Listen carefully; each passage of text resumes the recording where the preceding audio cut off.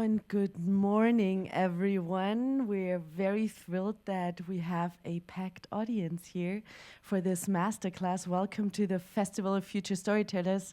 This is Christoph Grüner, our festival director. I'm Julia Weigel, the artistic director, and Silvia Rothe, the head of the chair of artificial intelligence here at the film school.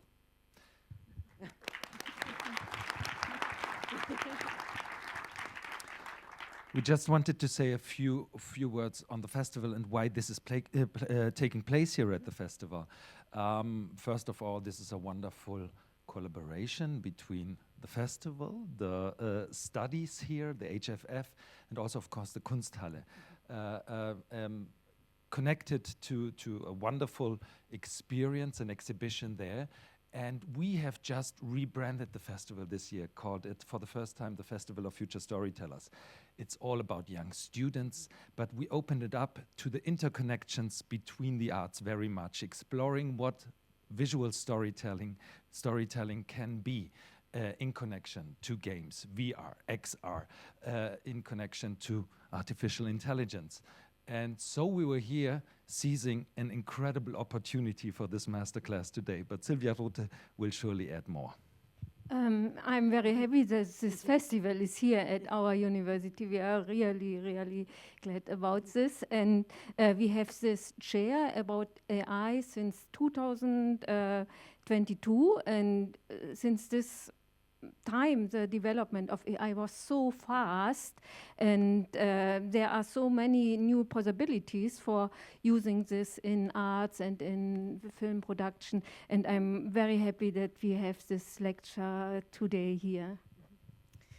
And we wanted to say thank you to Silvia because she actually initiated our new friendship with the Kunsthalle. And so we're super happy to our partners, and we really hope that most of you have already seen the exhibition. And if not, make sure to go there to Kunsthalle right after this talk. And I don't think we have to introduce Miguel Chevalier because he's gonna do that himself. It's an honor and a pleasure to have you here. Miguel Chevalier.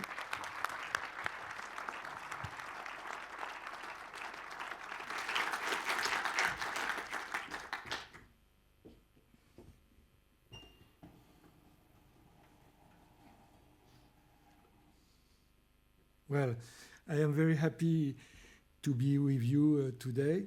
And I will, before I show, I made a selection of some few installation in relationship with the artificial nature. But I just to explain a little bit how I use the tool of the digital at the early of the 80s.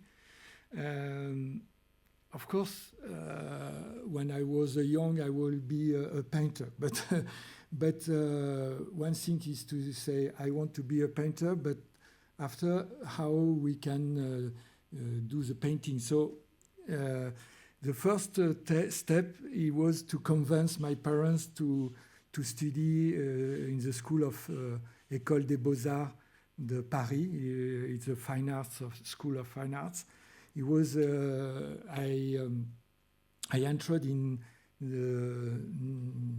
78, and at this time I believe this school it will be I can learn a lot of things, but in reality the School of Fine Arts in Paris at this time, now it changed a little bit, but at this time it was very classic. It was a drawing, classical drawing. It was a sculpture, very classic, and the painting also. And it was very disconnected from all what happened at this period with the artists were doing some happening, and because most of these artists from the 60s, 70s, they use also photography, video, and many other medium that the school doesn't learn at this time. And of course, when you are a young artist, you have no idea of exactly what you can do, especially with all when you study all the avant-garde from the 19th century and the 20th century. You see how much the artists, they push the boundary and they explore many mediums. And of course, I was inspired by some artists at this time that I discover, like the retrospective of Man Ray with the photography. They inspired me a lot. But also I was inspired by this time at the artist, I don't know if you know Nan June Paik. Nan June Paik, he was a great artist who introduced the notion of the video inside of the art. And he made also a lot of installation with many TV screen, and also a German artist that I am very impressed by what he is doing is Vostel. So for me, this artist, and they have several other, like in the kinetic art also, they are like Vasarely, they are also try to use at the beginning the computer. So, but the difficulty at this time, when I start in the School of Fine Arts, it was the difficulty. It was to the access to the computer, and by chance, I met an engineer, because all the computer, it was very expensive, and I'm sorry to speak about this a little bit, this history, but it's interesting to know how they influence my work, because at the beginning the access, it was difficult, and you need to convince some laboratory, because only the laboratory like the CNRS, the Center of National Scientific Research, they have a sort of this computer. And by chance, I convinced one engineer to have the access to this computer. This computer, it was at this time quite big, like all this space. And at the beginning, because I have no idea of what I can do in the art, but I was trying to do some mix between the painting, the photography, and the video. And especially, I start with to use some image, like this image that you can see here. It was I scratched directly on the slice, and I repaint the slice. So it was a sort of combination between the painting and the photography. And thanks to this engineer, I can have access on the night to 1 o'clock in the morning until 6 o'clock. And I digitalize this first image. And I realized at this moment, it was sort of revelation, that the computer, it can analyze the structure of one image. And because between the black and the white, you have different layers of gray, and using the first algorithm of manipulation of this image, you can analyze more what the I don't know the name, but the sort of flesh of the image, you know, if I can say it like this, you know. And here it's interesting in this image to see, of course, I realize that many artists from the 19th century and the 20th century who don't know about the computer, in reality, they have sort of prefiguration of what happened on the computer. For example, here, we are not so far from one artist like Seurat. Seurat, he creates the movement, pointillist movement, and he takes inspiration with the chevreuil theory about the contrast of the light. And here, it's sort of quite close from the Seurat. And with the computer at this time, I can understand that the many possibility of to analyze this image. Of course, I must to explain a little bit the notion of this image, why I choose this image. Sorry. I'm so sorry that I do a mistake. I was interested in the greenhouse because this image is the slice that I made in the Jardin des Plantes, is a botanical garden in the greenhouse. And the greenhouse also for me was interesting because it's an artificial space. And it was also an architecture of the light. And I was interested in the notion of the classic and the baroque. And I think in this image you can find the two ideas. In one sense, you have the structure of the roof, with the iron and the glass. So it gives the sun. In one side you have the notion of the structure and the order, and the other side you have this palm tree, which is much more baroque, chaotic, and in relationship with the baroque. So for me it was important to use this image, and after you can see some relationship with the greenhouse that I do, and why I use this the greenhouse. So here you can see the variation of this image, and also it's interesting in the digital you have not the notion of relief, but here it gives you some sensation of bas-relief, something of the material, and in reality the trompe-l'œil, And also what it was interesting for me is the image. It was not like the painting, like some artists from Roy Lichtenstein who are interested in the notion of the point. Here they are not anymore in the point, but in the image by the computer, of course, is made by pixels. And the pixels also, if you see the work of Piet Mondrian, he starts with something very geometric, but not geometric at the beginning. He was very realist, and step by step he's going with more geometric. And at the end of his life, he made some boogie-woogie, and the boogie-woogie is sort of prefiguration of the pixel, we can say. So my idea, of course, is not to do the pseudo Seurat or the pseudo Mondrian, but my idea was to see the link in the art history and how we can go further. But and is why I explained you the notion of variation that you can do with the computer at the beginning of the 80s.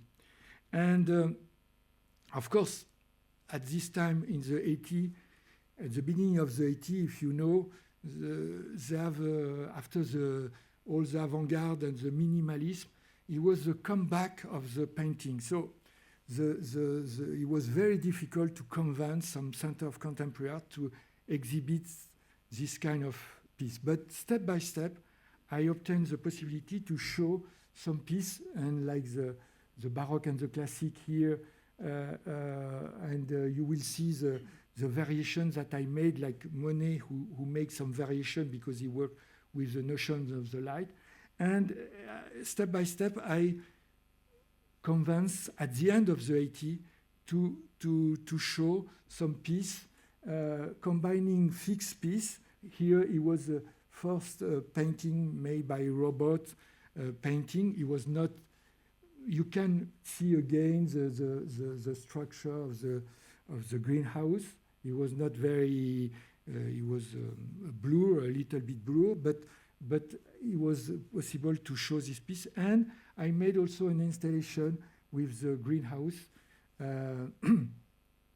in vitro. It was in this greenhouse, a small greenhouse, we put some plant, and at this time the TV was not so flat, but it was quite large. And inside I made sort of a combination with the film to combine the analog and digital.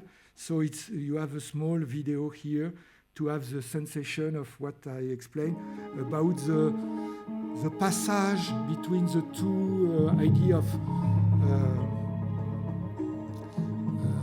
sort of collage and solarization and modification of the image at this time. But it was, for this small video, it took me at least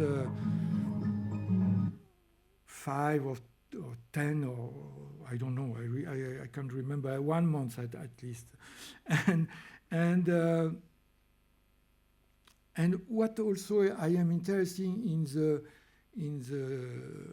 image made by digital is what you have behind the image, and is why I made this piece, infinity hexadecimal memory window, is sort of to look inside of the computer and to it's, for me it's interesting to show this symbolic of that image that's created by algorithm, by numbers, you know. And this piece, Francesca Storr, she's the curator of the Kunsthalle, they choose this piece in this exhibition that I have in the Kunsthalle. And with the two mirror, face to face, they create sort of the sensation of the infinity. And here also I put the piece binary state. It's interesting because this piece is bought by the Denise and Philippe Durand-Ruel. Philippe and Denise Durand-Ruel, they are art collector, and they are very interesting because they are more. All the collection is more in relationship with the pop art and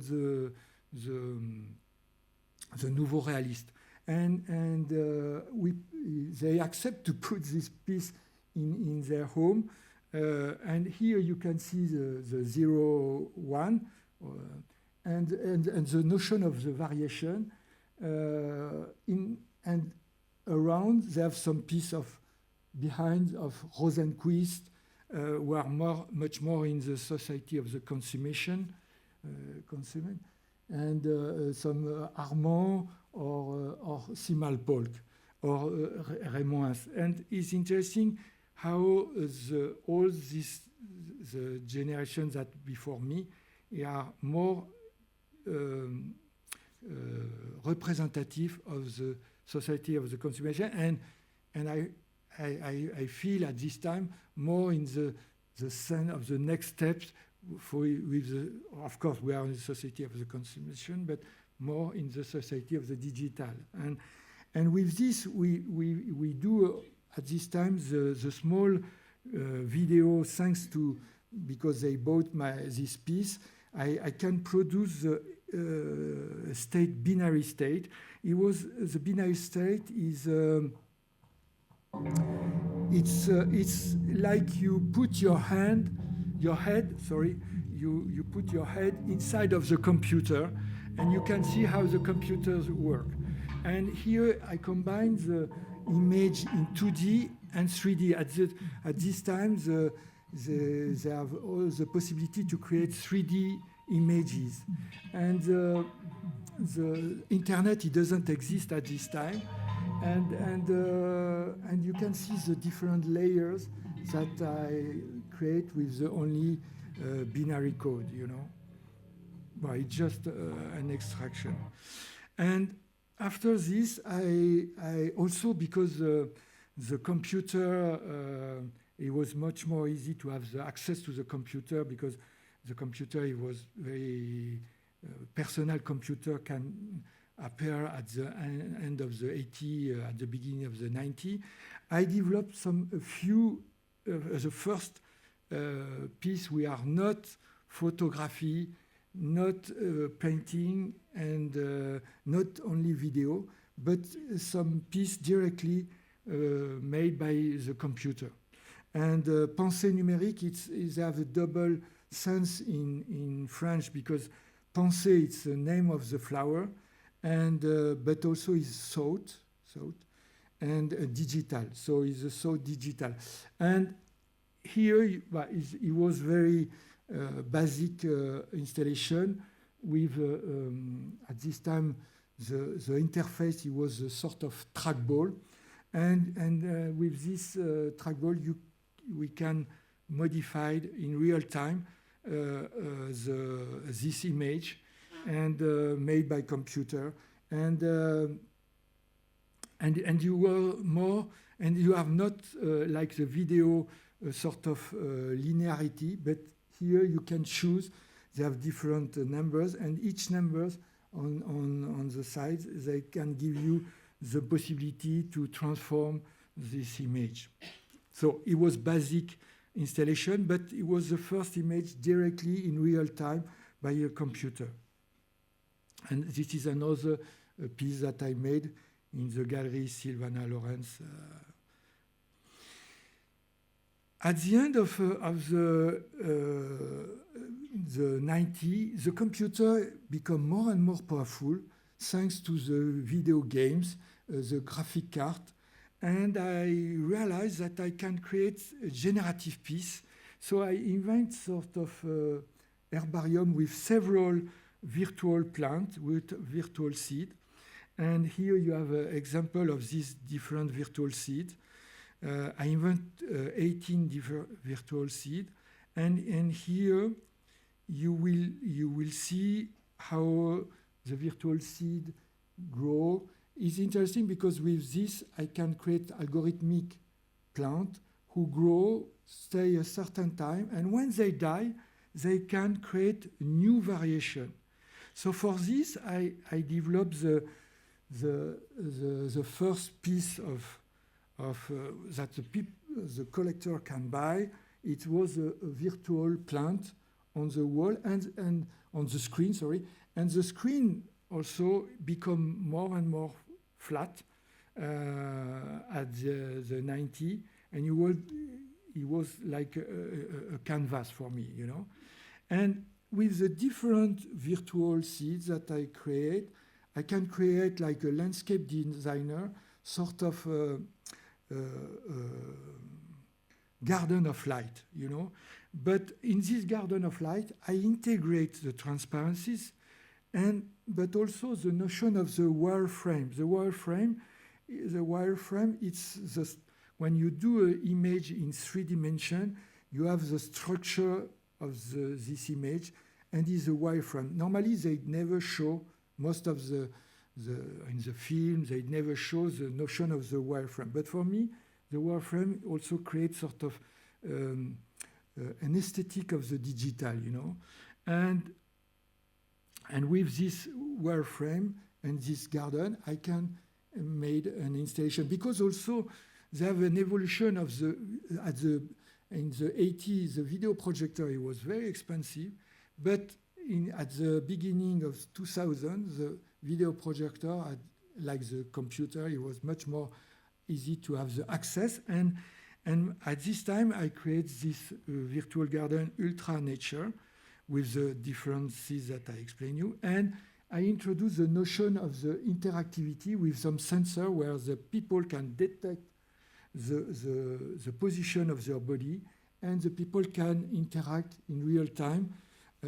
And it's interesting because with the generative virtual seed, we have this virtual garden who are generated at the infinity. And if you come back tomorrow, after tomorrow, you have not exactly the same composition.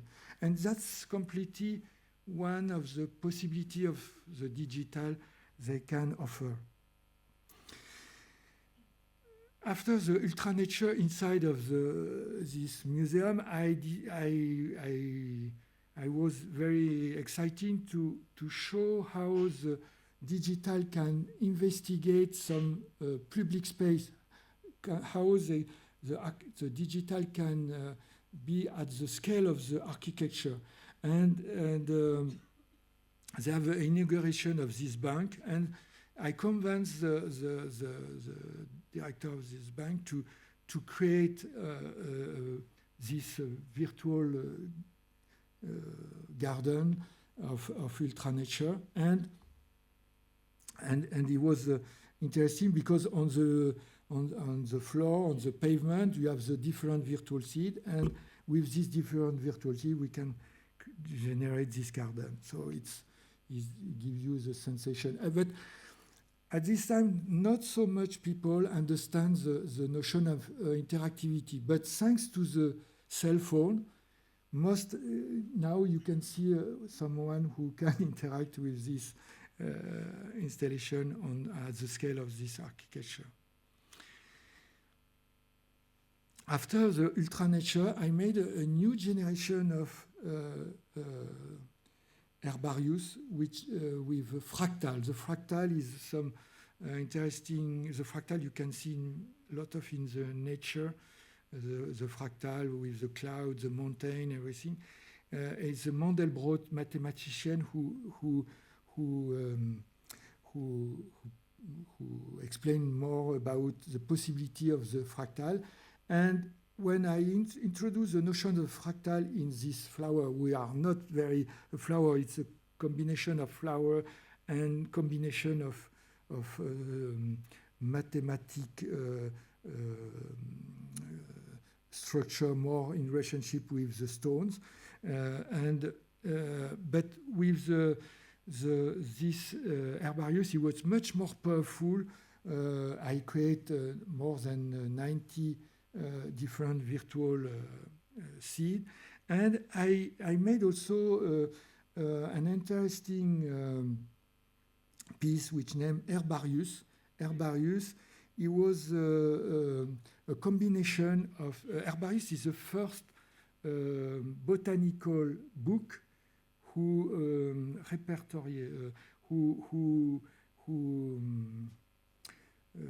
that the botanic at the 16th century they classified all the plant, and Herbarius it's a combination of it's a real book and a virtual.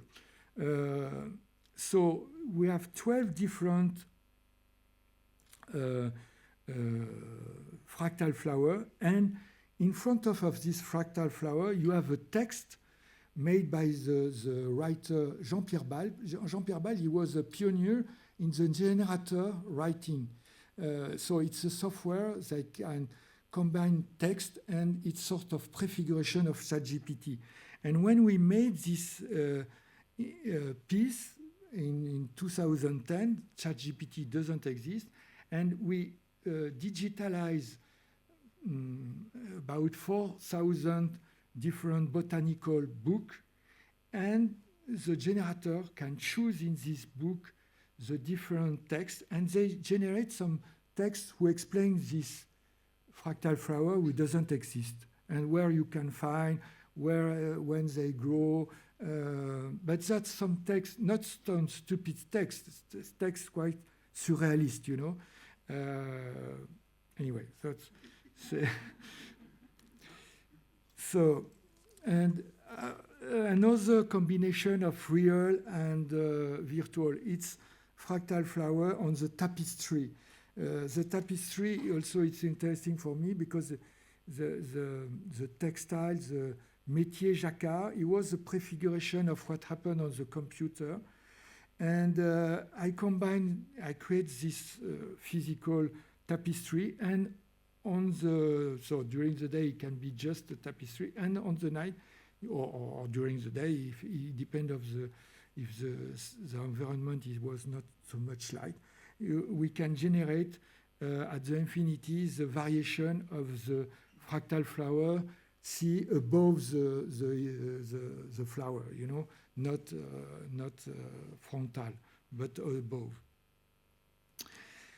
Fractal flower in vitro, it will be shown also in different ways and that I show with the screen at the beginning. It was shown in Istanbul in the Biennale, and it was also an option to install the greenhouse outside, and this greenhouse, of course, you can see only this virtual garden on the night.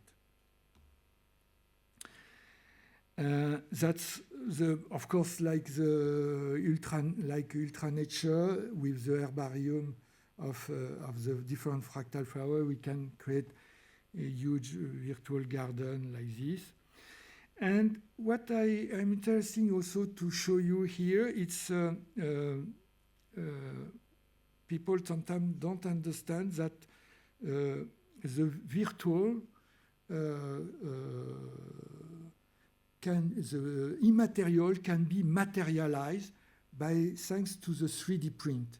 Here I made the Lilius arithmeticus because all the fractal herbarium have different flowers with different name in relationship with some poet, with some mathematician like Euclid, and this piece, for example, that at the beginning is virtual on the screen here that you can see, and you have the sculpture made by the 3D print. So the immateriality become material, and I create these sequences that you can see from the seed and the evolution of the plant, and in the Kunsthalle we show also one of piece, not in this linearity but more in the circle. And for this, it's interesting. I made some small model, but we can enlarge the model, and after we can create this kind of fractal flower in the. So it was physical, of course, but it was also the idea how the sculpture comes from the virtual to the real. And this is on the night. This piece, this big flower inside of the palm tree, royal palm tree. After the fractal flower, I made also another herbarium, extra natural. And extra natural, it's I forgot the fractal flower. What is interesting with the fractal, when the one fractal flower died, if I combine the garden, they can create sort of hybridation from one plant to another plant. So sometimes I discover some new fractal flowers that I haven't imagined because by the combination, you know. And that's also interesting in the digital, that's the possibility to combine different, by random, combine and create new fractal flowers. So it's why each time the herbarium was amplified. And the extra natural is the same spirit like ultra nature, like fractal flower, but this virtual garden also it can be combined with some texture, and it gives also different aspect of virtual garden. And here this is in the Grand Palais, and they have a small video to give you a sensation of this virtual garden. So my idea is to create at the beginning with some engineer, some software who doesn't exist in the market, and after this software I can readapt and reconfigure in the different scale, like here. And we show also, thanks to Francis Castor, this extra natural garden for the exhibition 3 years ago in the Kunsthalle. But he was not in this side, he was much more longer, and of course the sensation he give different. Extra natural also he can paint on the facade.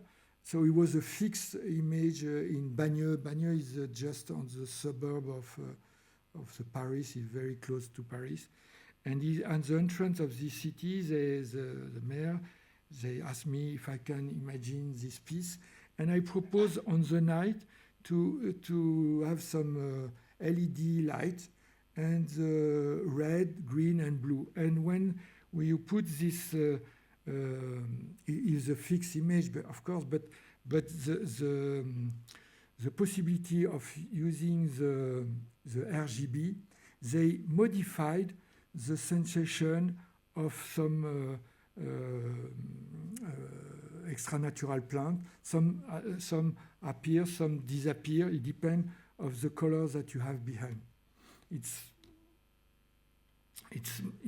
not animate, but it can give also another sensation. This installation that I made, especially for the domaine of Chaumont, domaine de Chaumont-sur-Loire, it's a castle where they have a garden, and I convinced the director Chantal Collot-Dumont to create a special dome. This dome, he was inspired by the Buckminster Fuller. Buckminster Fuller is the engineer who creates the geodesic dome. And inside, so it was the first time that I create an architecture to create a special piece. And inside of this space, it was like the kaleidoscopic space with the mirror and the projection at 360 degrees. And the software that I use for this, is different from the virtual seeds that I explained before. It was sort of it was a data bank that I create with some drawing, with some photography, and the software can remix all this image in 2D and 3D, and they create this strange environment about recomposition of the nature. We have a small video to explain this space. This space is made also by the holographic film outside, so it gives some irisation in relationship with the sun. And during the day, it was sort of a big scarabée of a beetle on the park. And when you entered inside, you have the sensation of really immersion inside of the image and demultiplicate by the mirror. It have a double dome inside. One dome to stop the light and the other to project the light at 360 degrees. It's not an easy video to show because it's quite difficult to imagine, but they give, I hope, an idea of this installation.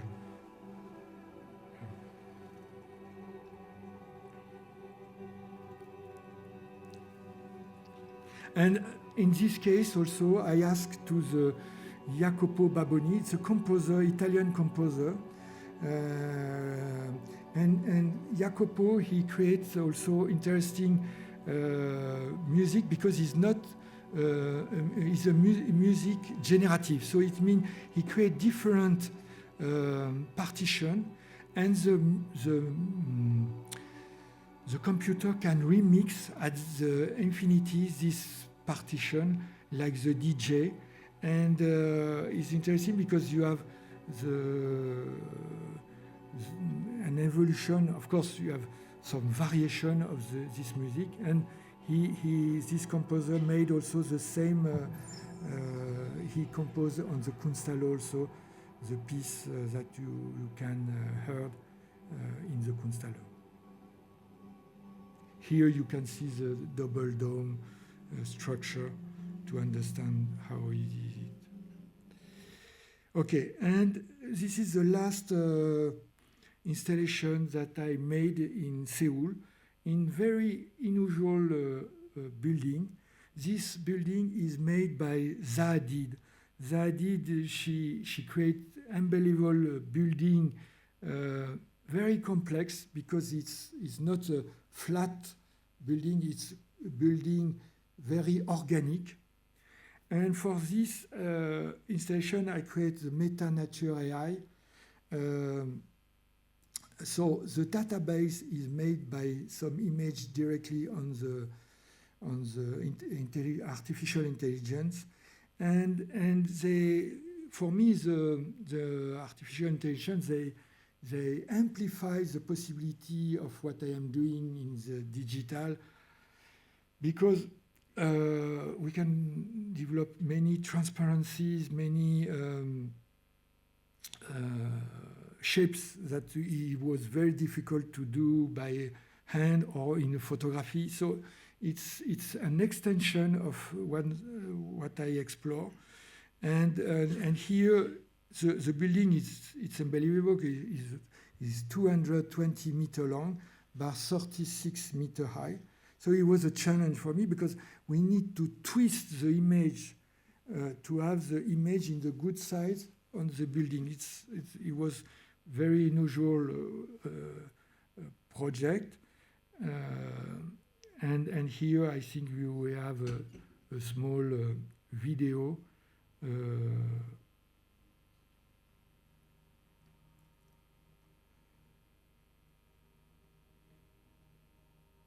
Well, that's the building outside when they have no projection, and on the night you have this projection.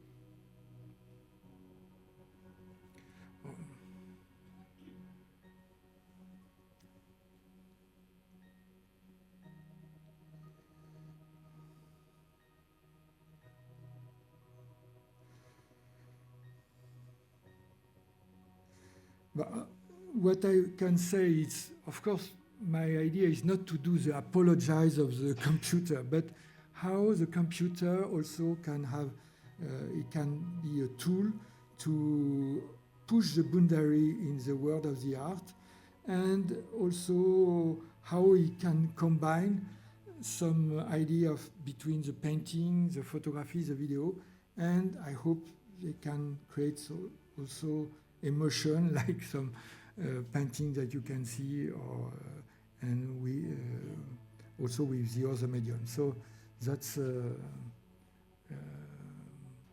little bit a vision of of what I can show on this small lecture. Thank you very much.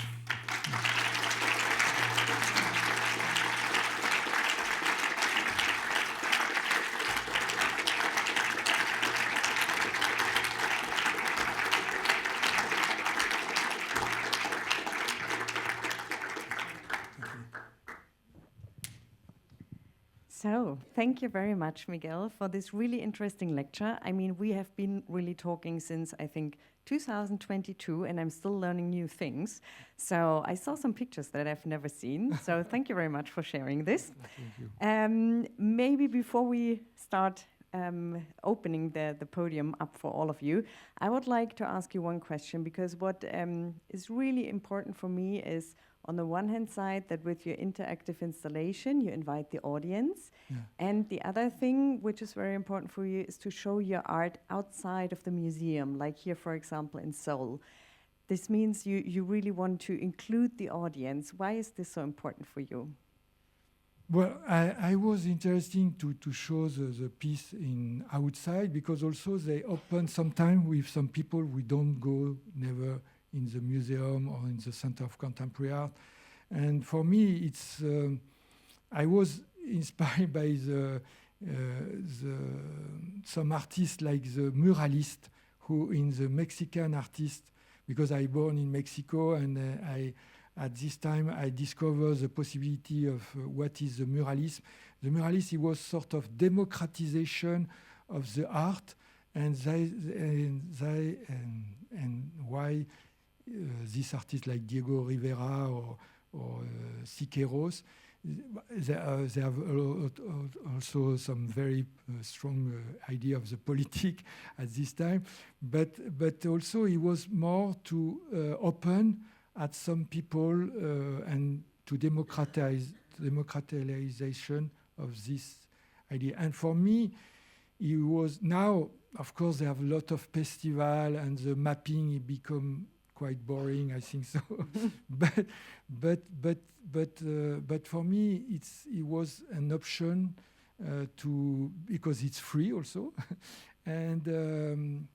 And I think they expand the possibility to enlarge the sensation of to show what can be an art with this medium. Mhm. Thank you very much. Are there any questions from the audience? Yes, please. But my team is not so big. Francesca, no. We have only two persons who help me to create the software, and in reality we are two permanent, and we are four plus me, 5 at least. And sometimes when the project is bigger than this, it can be more like in the Seoul. We have 30 persons who help me because they have so many video projector cables and everything. But in reality, we are not so much, and Francesca can say this because she knows. No, it's a small team, yes. So the question is, what are the new challenges that are ahead of us? Well, for me, the AI also, I say not. I don't speak a lot of AI, but for me they open new possibility, and I developed a project 15 years ago which named Terra Incognita.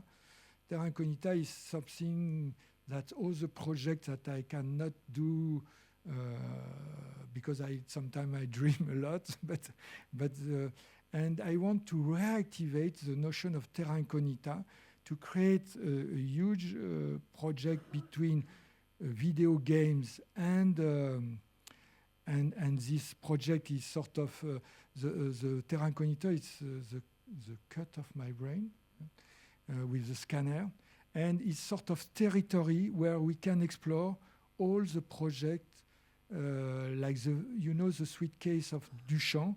He puts all the suitcase. They have a small.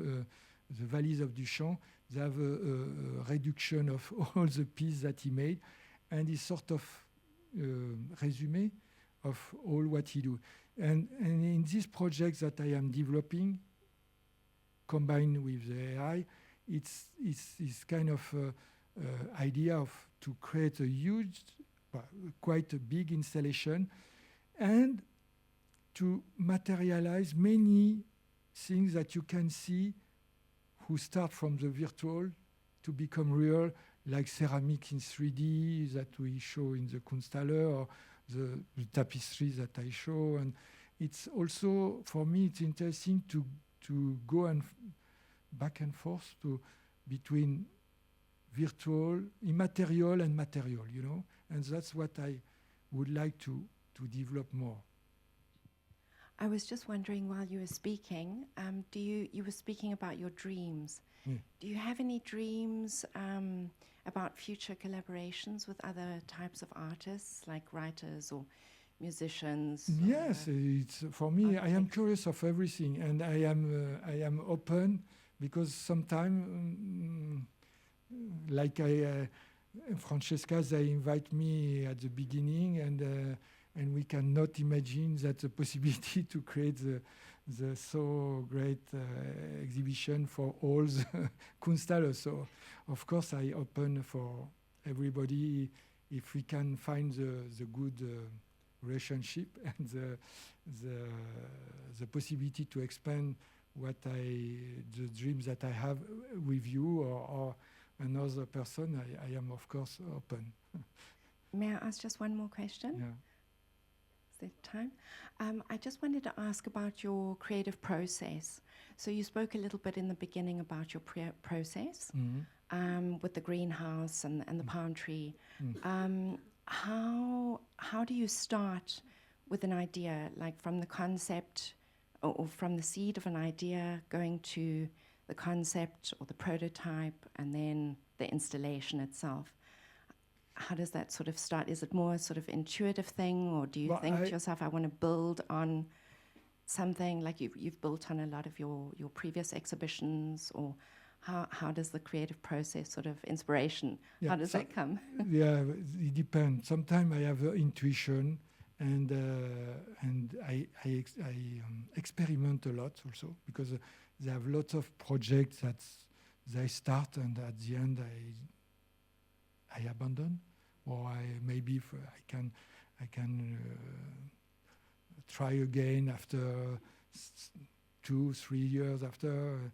But sometimes I have concept, and I take also inspiration a lot of about some idea in the science.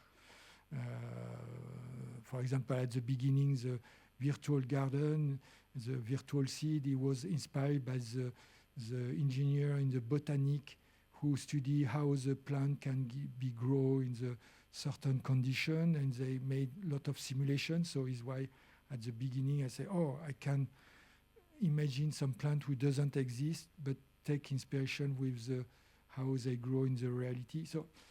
So for me, the inspiration is from the science, from the books, from the art history, and well, that's many. It's not uniform. It's not, but they have many combination, you know, and. So I don't know if I answer well at your question. So I quickly check the time. I think we have maybe time for 3 fast questions. Thank you.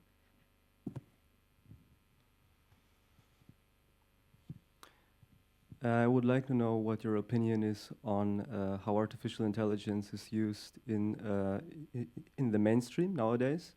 So especially on YouTube or in social media.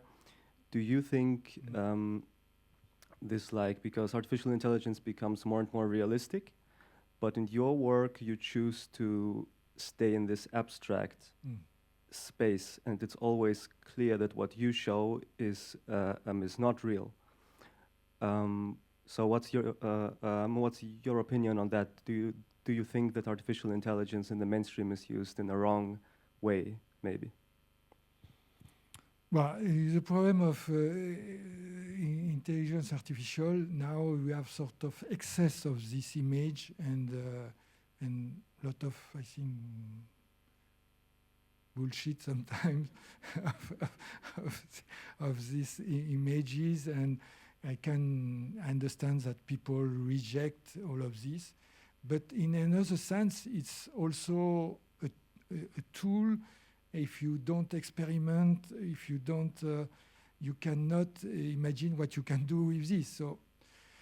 So it's, for me, of course, I am not to follow the idea of much more realist.